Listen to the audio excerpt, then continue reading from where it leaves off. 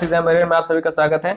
आज हम हिस्ट्री का नेक्स्ट वीडियो लेकर के आए हैं, जो कि ये थर्ड वीडियो है हमारा। और इसके पहले दो वीडियो जो है अपलोड कर दिए गए हैं और इसमें आपको MCQ टाइप के क्वेश्चन जो है हिस्ट्री से रिलेटेड आपको कराए जा रहे हैं। तो आपको सिर्फ हमारे वीडियो देखना है और उससे आपको जो है हिस्ट्री के क्वेश्चन जो होंगे वो रिवाइज हो जाएंगे, जो कि आपके आने वाले एग्जाम UPSI, वीडियो, लेखपाल, SSC, UP SSC में जो भी एक वैकेंसी आएगी उसमें, और UP PCS RO ARO के लिए बहुत ही ज़्यादा लाभदायक होगा। तो हमारे वीडियो को देखते रहें, लाइक करें, शेयर करें और सब्सक्राइब करें हमारे यूट्यूब चैनल को। अगर कोई क्वेश्चन है या कोई और आप मॉडिफिकेशन चाहते हैं तो आप कमेंट बॉक्स में कमेंट करके बता सकते हैं। तो चलिए हम देखते हैं आज का पहला क्वेश्चन क्या है। जैसा कि आज का पहला क्वेश्चन है कि गंगा को उत्तर से दक्षिण ले जाने वाला चोल राजा कौन सा था। पहला है राजा चोल, महेंद्र, राजेंद्र चोल और परांतक। तो इसमें जो गंगा को उत्तर से दक्षिण ले जाने वाला चोल राजा था वो था राजेंद्र चोल। तो ऑप्शन नंबर सी सही होगा। कौन है? राजेंद्र चोल। तो ऑप्शन नंबर सी सही होगा। जो राजेंद्र चोल गंगा को उत्तर से दक्षिण ले जाने वाला एक चोल राजा था। ठीक है, नेक्स्ट क्वेश्चन पे आते हैं कि चोल अभिलेखों में उल्लेखित भूमि की विभिन्न कोटियों के अनुसार किसको जो है जैन संस्थानों को दान में दी भूमि कहा जाता है। किसको? तो ऑप्शन नंबर ए है जैसे कि वेल्लन गाई और ब्रह्मदे, सलाभोग और पल्लीचंदम। ठीक है, पल्लीचंदम है। तो इसमें से कौन सा सही होगा? तो ऑप्शन नंबर डी, इसमें जो पल्लीचंदम है उसको जैन संस्थानों को दान में दी गई भूमि कहा जाता है। तो चोल अभिलेख में जो लिखा गया है कि विभिन्न कोटियों के अनुसार जो जैन संस्थानों को दान में दी गई भूमि है उसको पल्लीचंदम कहा जाता है। क्या कहा जाता है? पल्लीचंदम। तो चोल अभिलेखों से दान में दी जाने वाली, इसमें ऑप्शन नंबर डी सही होगा। तो चोल अभिलेखों से दान में दी जाने वाली जो भूमि के उल्लेख जो मिले हैं उनमें विभिन्न प्रकार के धर्म या सामाजिक समूहों को प्रदत्त की जाती थी, मतलब दी जाती थी। तो जैन संस्थानों में दी जाने वाली भूमि को ही पल्लीचंदम कहा गया है। पल्लीचंदम कहा गया है। क्या है? पल्लीचंदम कहा गया है। तो ऑप्शन नंबर डी सही होगा। नेक्स्ट क्वेश्चन पे आते हैं। चोल वंश भारत के किस भाग में अधिकतर शासन करते थे? पूर्व में, पश्चिम में, उत्तर में या दक्षिण में? तो ऑप्शन नंबर डी सही होगा। कहाँ करते थे? दक्षिण में। Option number D. तो चोल वंश प्राचीन भारत का एक ऐसा राजवंश था दक्षिण भारत में और उसके आसपास के अन्य देशों में, जैसे कि अन्य देश में जैसे तमिल शासकों ने 9वीं शताब्दी से 13वीं शताब्दी के बीच 9 शताब्दी से 13वीं शताब्दी के बीच एक बहुत ही शक्तिशाली हिंदू साम्राज्य का जो है इन्होंने निर्माण किया था। ठीक है, बहुत ही शक्तिशाली, जो 9 ईस्वी से लेकर के 13वीं शताब्दी तक, 9वीं शताब्दी से लेकर के 13वीं शताब्दी तक इन्होंने एक बहुत शक्तिशाली हिंदू साम्राज्य का निर्माण किया था। ठीक है, तो इसमें कौन सा सही होगा? Option number D. निम्नलिखित में से किस चोल राजा ने लंका को पहले जीता था? तो लंका को पहले सिंघल भी कहा जाता है। तो ऑप्शन नंबर एक आदित्य प्रथम, राजराज प्रथम, राजेंद्र और विजयालय। तो ऑप्शन नंबर इसमें बी सही होगा, राजराज प्रथम ने। तो चोलों द्वारा जो श्रीलंका एवं दक्षिण पूर्व एशिया को, ठीक है, चोलों ने जो है श्रीलंका और दक्षिण पूर्व एशिया को जीता था। और जो चोल शासक राजराज प्रथम ने लंका पर आक्रमण किया था और उसके उत्तरी हिस्से पर अधिकार किया था। ठीक है, उसके उत्तरी क्षेत्र पर उसका अधिकार हो गया था और बाकी जो संपूर्ण पूरा जो लंका का क्षेत्र और दक्षिण पूर्व एशिया का जो विजय है उन पर विजय प्राप्त किया था वो राजेंद्र प्रथम ने, ठीक है, प्राप्त किया था। और दक्षिण पूर्व एशिया के श्री विजय राज्य के अंतर्गत मलय प्रायद्वीप, जावा, सुमात्रा तथा अन्य बहुत सारे जो है द्वीप जो है इसमें आते थे। और मालदीव की इस विजय का श्रेय जो है राजराज प्रथम को जाता है। ठीक है, नेक्स्ट क्वेश्चन पे आते हैं। नेक्स्ट क्वेश्चन है कि उत्तर मेरूर शिलालेख के किसके प्रशासन से संबंधित जानकारी मिलती है? Option number A Pallava, option number B Chola. तो किससे मिलती है? चोल से मिलती है। ऑप्शन नंबर बी सही होगा, चोल। इसमें डी सी डी ऑप्शन है, सी था चालुक्य और डी है सातवाहन। तो ऑप्शन नंबर बी चोल होगा। तो उत्तर मेरूर तमिलनाडु के कांचीपुरम जिले में स्थित है। उत्तर मेरूर जो है ये तमिलनाडु के कांचीपुर जिले में स्थित है। और यहाँ से जो शिलालेख प्राप्त हुआ है वो उसमें जो है चोलों के जो ग्रामीण प्रशासन के बारे में जानकारी मिलती है। ठीक है, ये शिलालेख जो है 919 और 929 ईस्वी के समय के बताए जाते हैं। ठीक है, 919 से लेकर 929 ईस्वी के समय के बताए जाते हैं। और ये जो उत्तर मेरूर है ये तमिलनाडु के कांचीपुर जिले में है, कांचीपुर जिले में है। और यहाँ जो है जो शिलालेख प्राप्त हुए हैं उसमें चोलों के ग्रामीण क्षेत्र में जो प्रशासन था उसके बारे में जानकारी मिलती है। नेक्स्ट क्वेश्चन पे आते हैं कि किस चोल शासक ने नई राजधानी गंगईकोंडा चोलपुरम का निर्माण किया था? तो राजेंद्र प्रथम ने किया था, या विजय लाला ने किया था, आदित्य ने, या राजराज प्रथम ने? तो ये चोलों की जो नई राजधानी है गंगईकोंडा, ये चोलपुरम का निर्माण जो है राजेंद्र प्रथम द्वारा कराया गया था। ऑप्शन नंबर ए सही होगा। नेक्स्ट क्वेश्चन पे आते हैं, चोल राजाओं का शासन था तमिलनाडु पर था, आंध्र प्रदेश पर था, केरल पर था, या बंगाल पर था? तो किस पर था? तो चोल राजाओं का जो शासन था वो तमिलनाडु पर था। तो चोल साम्राज्य के जो सबसे ज्यादा समय जो है चोल साम्राज्य में दक्षिण राज्यों का अधिकांश भाग जो लिया जाता है, और चोल साम्राज्य की जो स्थापना एवं पतन के समय ये तमिलनाडु राज्य के ही अंदर जो है सिमट कर रह गया था। तो इसलिए हम कह सकते हैं कि चोल राजाओं का जो शासन था वो तमिलनाडु क्षेत्र पर था। तो और हम ये कहते हैं कि चोल साम्राज्य के जो सबसे ज्यादा समय चोल साम्राज्य में दक्षिण राज्य के अधिकांश भाग सम्मिलित मिले हुए थे, लेकिन जो इसकी स्थापना हुई और इसके जो अंत हुआ तो ये तमिलनाडु के राज्य के अंदर ही सिमटा हुआ था। इसलिए जो इसको बोला जाता है कि तमिलनाडु जो चोल राजाओं का था शासन जो था वो सबसे ज्यादा तमिलनाडु पर था। नेक्स्ट क्वेश्चन पे आते हैं, प्राचीन चोल साम्राज्य की राजधानी कहां पर थी? उरैयूर, कावेरीपट्टनम, तंजावुर, या मदुरई? तो ये ऑप्शन नंबर ए सही होगा, उरैयूर। तो प्राचीन चोल साम्राज्य की राजधानी उरैयूर थी। संगमकालीन इस वंश के शक्तिशाली शासक करिकाल द्वारा राजधानी को कावेरीपट्टनम में स्थानांतरित किया गया था। 9वीं शताब्दी में विजयालय ने तंजावुर को चोल राज्य की राजधानी बनाया था। ठीक है, नेक्स्ट क्वेश्चन पे आते हैं, एलोरा में कैलाशनाथ मंदिर का निर्माण किसने किया? राजेंद्र प्रथम, महेंद्र वर्मन फर्स्ट, और कृष्ण प्रथम, या गोविंद प्रथम? तो किसने किया था? ऑप्शन नंबर सी सही होगा, कृष्ण प्रथम ने। महाराष्ट्र में एलोरा में कैलाश मंदिर का जो निर्माण हुआ है वो राष्ट्रकूट नरेश कृष्ण प्रथम ने किया था। ये मंदिर जो है वेसर शैली में निर्मित है। कहाँ है? वेसर शैली में। तो कृष्ण प्रथम ने किया था। किसने किया था? कृष्ण प्रथम ने। नेक्स्ट क्वेश्चन पे आते हैं कि एलोरा में प्रसिद्ध शिव मंदिर का निर्माण किसने करवाया था? मौर्य सम्राट अशोक ने, गुप्त शासक समुद्रगुप्त ने, चालुक्य राजा पुलकेशिन सेकंड ने, या राष्ट्रकूट शासक कृष्ण प्रथम ने? तो इसका अभी जो मैंने अभी ऊपर वाला क्वेश्चन था वैसे था कि वही है कि राष्ट्रकूट शासक कृष्ण प्रथम ने। मैंने बताया था कि अभी महाराष्ट्र का जो एलोरा में कैलाश मंदिर का जो निर्माण है उसका राष्ट्रकूट नरेश कृष्ण प्रथम ने कराया था, और ये मंदिर वेसर शैली में स्थित है। ठीक है, वही चीज है। तो नेक्स्ट क्वेश्चन पे आते हैं,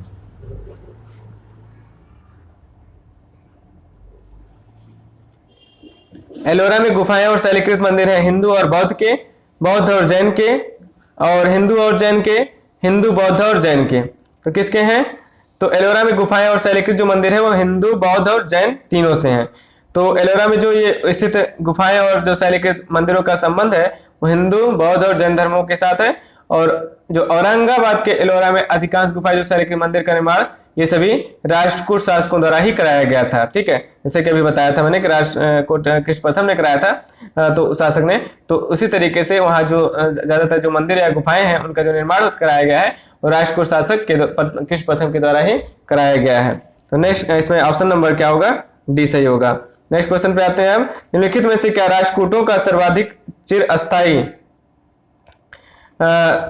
योगदान है? कैलाश मंदिर, कन्नड़ काव्य के 3 कवि, पंपा, पोन्ना, रान्ना तथा कैलाश मंदिर।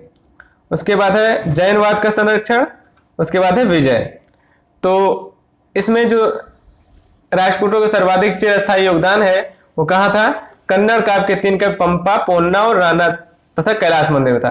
तो कन्नड़ काव्य के जो कवि हैं पंपा, पोन्ना और रान्ना के संरक्षण के सहित कैलाश मंदिर का निर्माण राष्ट्रकूटों का सर्वाधिक जो है चिरस्थायी योगदान है। और राष्ट्रकूट शासक कृष्ण प्रथम ने एलोरा में जो मजबूत ठोस चट्टाने कटवा कर जो कैलाश मंदिर बनवाया था, और जो वास्तुकला का के बारे में बहुत ही आश्चर्यजनक माना जाता है, बहुत ही आश्चर्य माना जाता है इसके बारे में। ठीक है, तो ये ऑप्शन नंबर बी सही होगा इसमें। हम नेक्स्ट क्वेश्चन पे आते हैं। एलोरा में ठोस शैल को काट कर बनाए गए प्रसिद्ध कैलाश मंदिर का निर्माण निम्नलिखित में से किनके संरक्षण में किया गया? तो अभी बताया था मैंने, तो किनके संरक्षण में कराया गया था? राष्ट्रकूट के। तो ऑप्शन नंबर डी सही होगा। नेक्स्ट है, कौन सा प्राचीन भारतीय साम्राज्य नीचे उसकी राजधानी के साथ गलत जोड़े के रूप में अंकित है? मौर्य पाटलिपुत्र, पांड्या मदुराई, पल्लव वेल्लौर, काकतीय वारंगल। तो ऑप्शन नंबर इसमें कौन सा सही होगा? ऑप्शन नंबर सी सही होगा। तो इस पे ऑप्शन नंबर सी करते हैं, पल्लव वेल्लौर। वेल्लौर तो वेल्लौर पल्लव वंश की राजधानी नहीं थी, पल्लव वंश की राजधानी कांची थी। ठीक है, तो बाकी सभी जो विकल्प हैं वो सही हैं। तो इसमें से हम कह सकते हैं कौन सा प्राचीन भारतीय सम्राट नीचे उसकी राजधानी के साथ गलत जोड़े के रूप में अंकित है? कौन है? पल्लव वेल्लौर। तो वेल्लौर जो है पल्लव वंश की राजधानी कभी नहीं थी, पल्लव वंश की राजधानी कांची थी। शेष बाकी सभी जो है सही हैं। नेक्स्ट देखते हैं, किस राजवंश के दौरान महाबलीपुरम मंदिर का निर्माण किया गया था? गुप्त राजवंश, पल्लव राजवंश, चोल राजवंश या चालुक्य राजवंश? तो महाबलीपुरम में जो रथ मंदिर को निर्माण है वो पल्लव शासक द्वारा करवाया गया था, और रथ मंदिर एकाश पत्थर से निर्मित है। किससे? एकाश पत्थर। तो ये जो महाबलीपुरम मंदिर का निर्माण है वो किसने करवाया था? पल्लव राजवंश ने करवाया था। तो ऑप्शन नंबर बी सही होगा। नेक्स्ट क्वेश्चन है कि महाबलीपुरम में रथ मंदिरों का निर्माण किस पल्लव शासक के शासनकाल में हुआ था? तो महेंद्र वर्मन प्रथम, नरसिंह वर्मन प्रथम, परमेश्वर वर्मन प्रथम, नंदी वर्मन प्रथम। तो महाबलीपुरम में रथ मंदिरों का निर्माण है किस पल्लव शासक के शासनकाल में हुआ था? नंदी वर्मन प्रथम। किसके? नंदी वर्मन प्रथम के शासनकाल में हुआ था। Option number D. तो महाबलीपुरम में जो रथ मंदिर का निर्माण है ये पल्लव शासक नरसिंह वर्मन के शासनकाल में हुआ था, और रथ मंदिरों में द्रौपदी रथ, भीम रथ तथा युधिष्ठिर रथ प्रसिद्ध थे, और रथ मंदिर जो है ये एकाश पत्थर से निर्मित है। ठीक है, किससे? एकाश पत्थर से। नेक्स्ट क्वेश्चन है, पुलकेशिन सेकंड किसका महानतम शासक था? कल्याणी के चालुक्य, कांची के पल्लव, तमिलनाडु के चोल या वातापी के चालुक्य? तो इसमें ऑप्शन नंबर डी सही होगा, वातापी के चालुक्य। ठीक, तो ये पुलकेशिन सेकंड का चालुक्य वातापी के से संबंध था, और ये इस वंश का सबसे प्रतापी जो राजा था, इस वंश की स्थापना उसी जयसिंह ने की थी। नेक्स्ट क्वेश्चन पे आते हैं कि निम्नलिखित में से कौन सा शिलालेख चालुक्य सम्राट पुलकेशिन सेकंड से संबंधित है? मास्की, हाथी गुम्फा, एहोल या नासिक? तो किससे संबंधित है? ऑप्शन नंबर सी सही होगा, एहोल से। तो इसमें जो एहोल शिलालेख है चालुक्य सम्राट पुलकेशिन सेकंड से संबंधित है। ठीक है, और यह लेख एक प्रशस्त के रूप में है, और इसकी जो भाषा थी संस्कृत है, और इसकी जो लिपि है दक्षिण ब्राह्मी है, और ये किसके द्वारा लिखी गई है? रविकीर्ति ने इसकी रचना की थी। ठीक है, नेक्स्ट क्वेश्चन पे आते हैं। रविकीर्त जो एक जैन थे और जिन्होंने एहोल प्रशस्त की रचना की थी, उनको किसका संरक्षण प्राप्त था? किसका संरक्षण प्राप्त था? अभी जैसे कि पता है कि उनका पुलकेशिन सेकंड का संरक्षण प्राप्त था। ऑप्शन नंबर सी सही होगा। तो एहोल प्रशस्त के रचनाकार रविकीर्त जो जैन कवि थे, और इनको जो चालुक्य शासक पुलकेशिन सेकंड का पुलकेशिन द्वितीय का संरक्षण प्राप्त था, और इसने एहोल अभिलेख में पुलकेशिन द्वितीय की विजयों का विस्तृत जो है विवरण लिखा है। नेक्स्ट क्वेश्चन पे आते हैं, पश्चिमी चालुक्य वंश का प्रसिद्ध शासक कौन था? पुलकेशिन सेकंड, पुलकेशिन फर्स्ट, और रविकीर्त या मंगलेश? तो किसने किया? ऑप्शन नंबर ए, पुलकेशिन सेकंड। तो जो पुलकेशिन सेकंड है पश्चिमी चालुक्य वंश का सबसे प्रतापी राजा कहलाता था, और पुलकेशिन द्वितीय ने हर्षवर्धन को पराजित भी किया था। तो ऑप्शन नंबर ए सही होगा। नेक्स्ट क्वेश्चन पे आते हैं, प्रसिद्ध दिलवाड़ा मंदिर स्थित है राजस्थान में, उत्तर प्रदेश में, मध्य प्रदेश में या महाराष्ट्र में? तो कहाँ स्थित है? ऑप्शन नंबर कहाँ स्थित है ये? ऑप्शन नंबर ए सही होगा। प्रसिद्ध दिलवाड़ा मंदिर कहाँ स्थित है? राजस्थान में स्थित है। कहाँ है? राजस्थान में। तो ऑप्शन नंबर ए सही होगा। तो ये राजस्थान में कहाँ है? ऑप्शन नंबर ए सही होगा, राजस्थान में। ये जो दिलवाड़ा का प्रसिद्ध मंदिर, जैन मंदिर माउंट आबू, ये राजस्थान के सिरोही में स्थित है। ठीक है, इसका चालुक्य शासक भीमदेव प्रथम के सामंत विमल शाह ने ही इसको बनवाया था। ठीक है, नेक्स्ट क्वेश्चन पे आते हैं। द्वितीय पांड्यन साम्राज्य की भूमि माप का उल्लेख किसमें किया गया? थलवईपुरम तांबे की प्लेटों, उत्तर मेरूर शिलालेख और कुडमियमलई शिलालेख, या कसाकुडी तांबों की प्लेटों। तो द्वितीय पांड्यन साम्राज्य की भूमि का जो माप है का उल्लेख जो है थलवईपुरम की तांबे की प्लेटों में किया गया है। तो ऑप्शन नंबर ए सही होगा। नेक्स्ट है, पुस्तक का कथा सरित सागर किसने लिखी थी? तो ऑप्शन नंबर ए सोमेश्वर थड़, कल्हड़, पृथ्वीराज चौहान, सोमदेव। तो सोमदेव ने कथा सरित सागर नामक पुस्तक लिखी है। ऑप्शन नंबर ए। नेक्स्ट है, विक्रमांकदेव चरित के लेखक कौन है थे? बिल्हड़, पन्ना, पंपा या रन्ना? तो कौन है विक्रमांकदेव चरित के लेखक? बिल्हड़ थे। ऑप्शन नंबर ए सही है। नेक्स्ट क्वेश्चन पे आते हैं। हर्षचरित के लेखक कौन थे? बाणभट्ट, अमर सिंह या कालिदास या हर्षेण? तो इसकी रचना हर्षचरित की रचना किसने की थी? ऑप्शन नंबर ए बाणभट्ट ने की थी। तो बाणभट्ट जो है हर्षवर्धन के दरबारी थे, दरबार में रहते कवि थे, दरबार के कवि थे, और इन्होंने हर्षचरित तथा कादम्बरी नामक कृतियां लिखी हैं। हर्षचरित वर्धन इतिहास का सर्वप्रमुख स्रोत है कहा जाता है। ठीक है, तो किसने लिखी थी? बाणभट्ट ने। नेक्स्ट क्वेश्चन है, एक महान रोमानी नाटक कादम्बरी का लेखक था, कौन था? तो एक रोमानी नाटक कादम्बरी का लेखक अभी जैसे मैंने बताया कौन था? बाणभट्ट थे। ऑप्शन नंबर ए। तो बाणभट्ट किसके? हर्षचरित और कादम्बरी के लेखक थे। नेक्स्ट क्वेश्चन है, निम्नलिखित में से कौन सा युग सही सुमेलित नहीं जो है? विक्रमादित्य चैतन्य, हर्षवर्धन हुएनसांग, चाणक्य चंद्रगुप्त, अकबर टोडरमल। तो इसमें जो है ए विक्रमादित्य चैतन्य जो है सही सुमेलित नहीं है, गलत है। तो ऑप्शन नंबर ए। क्यों? हुएनसांग हर्षवर्धन के शासनकाल में उसकी राजधानी कन्नौज आया था। चाणक्य तथा कौटिल्य चंद्रगुप्त मौर्य का गुरु व प्रधानमंत्री थे। ठीक है, तथा टोडरमल अकबर का राजस्व मंत्री अधिकारी था, जबकि चैतन्य बंगाल के शासक हुसैन शाह के समकालीन थे। किसके समकालीन थे? हुसैन शाह के समकालीन थे, इसलिए ऑप्शन नंबर एक गलत है। तो जो चैतन्य थे वो बंगाल के शासक हुसैन शाह के समकालीन थे, ना कि विक्रमादित्य के। नेक्स्ट क्वेश्चन आते हैं। 13वीं शताब्दी में राजस्थान के माउंट आबू में प्रसिद्ध दिलवाड़ा मंदिर किसने बनवाया था? महेंद्रपाल, महिपाल, राजपाल या तेजपाल? तो किसने बनवाया था? Option number D Tejpal. जो राजस्थान के माउंट आबू में प्रसिद्ध दिलवाड़ा मंदिर है, गुजरात के बंघेल वंशीय शासक वीरधवल के 2 मंत्रियों वास्तुपाल एवं तेजपाल ने बनवाया था, और यह मंदिर जैनियों के लिए समर्पित था। ठीक है, तो किसने बनवाया था? Option number D Tejpal. 2 भाई थे, 2 मंत्री, वास्तुपाल और तेजपाल। नेक्स्ट है, खजुराहो मंदिर का निर्माण किसने किया था? होलकर, सिंधिया, बुंदेला राजपूत या चंदेल राजपूत? तो ऑप्शन नंबर डी सही होगा।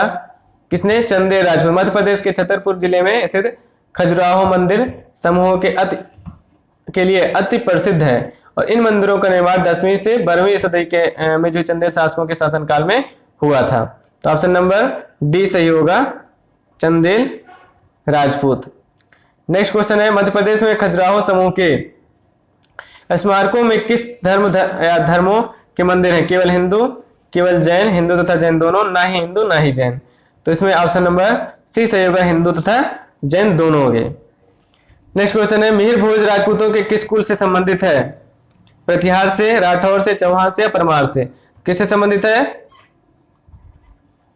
प्रतिहार से। ऑप्शन नंबर ए सही होगा, ऑप्शन नंबर ए।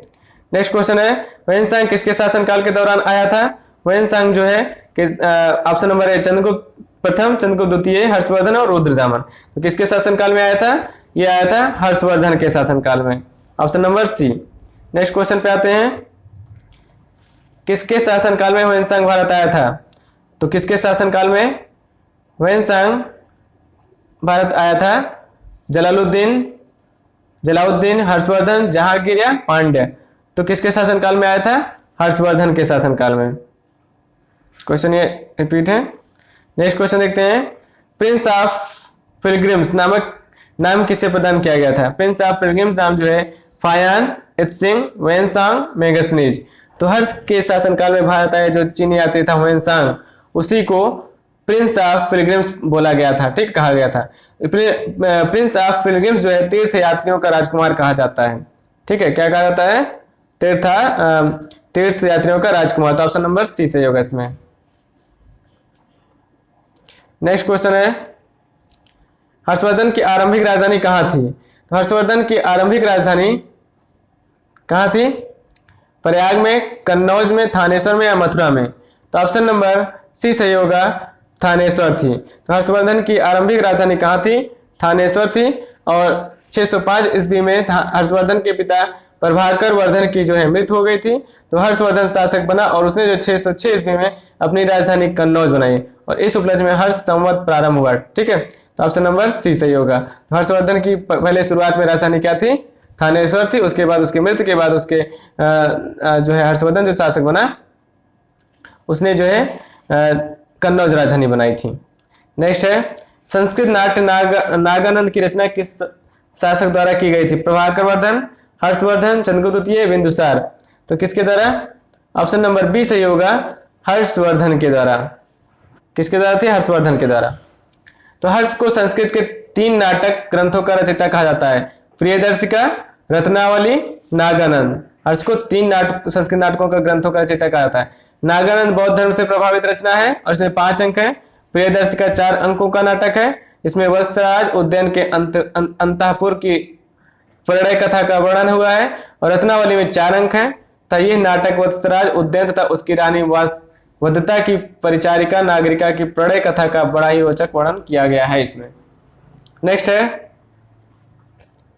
कि श्रृंगेरी बद्रीनाथ, द्वारिका और पुरी में 4 मठ स्थापित किए गए थे। किसके द्वारा? और ये 4 मठ किसके द्वारा स्थापित किए गए थे?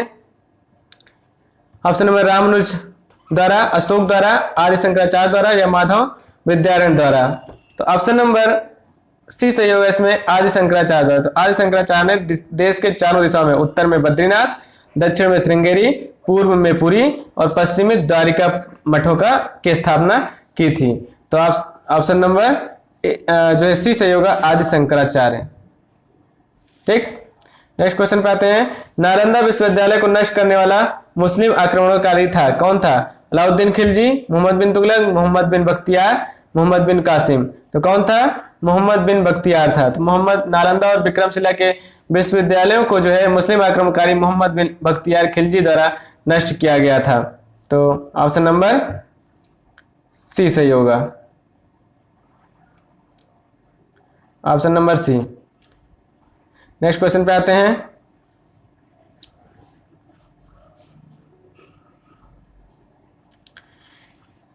(738) ईस्वी में अरबों को पराजित किया गया था, प्रतिहारों ने, राष्ट्रकूटों ने, पालों ने या चालुक्यों ने? तो ऑप्शन नंबर ए सही होगा, किसने किया था?